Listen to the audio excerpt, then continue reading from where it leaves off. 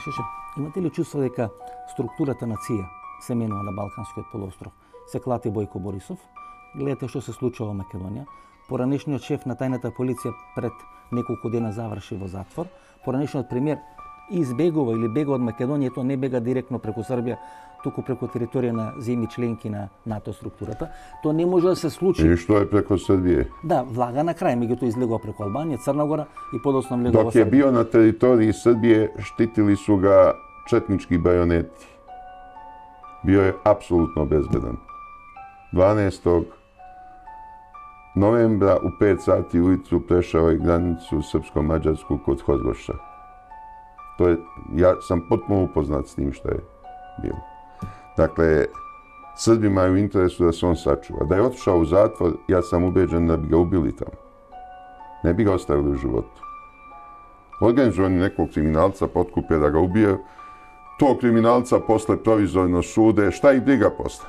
Posle i tog kriminalca mogu da ubiju. Sjetite se kad je Jack Ruby ubio Lee Oswalda, optuženog za atentat na Kennedyja. Posle izvesnog vremena ubijen je i Jack Ruby. To se tako radi, poravna se. Nikola Gruevski je izrastao u veliku figuru.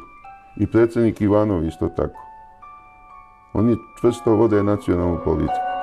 I zbog toga i mi mnogo cenimo i poštujemo. Ви го спомнахте пред малку во интервјуто градот Пирот.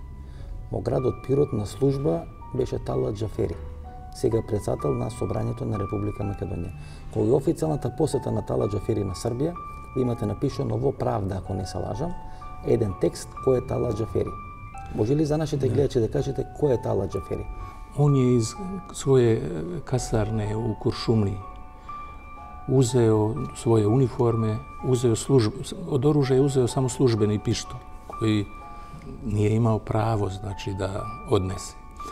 Uzeo je i pravila, razna pravila, borbena i pravila za naoružanje i krenuo je za Makedoniju. U rejonu Podujeva, na punktu u Podujevu ga je zaustavila policija.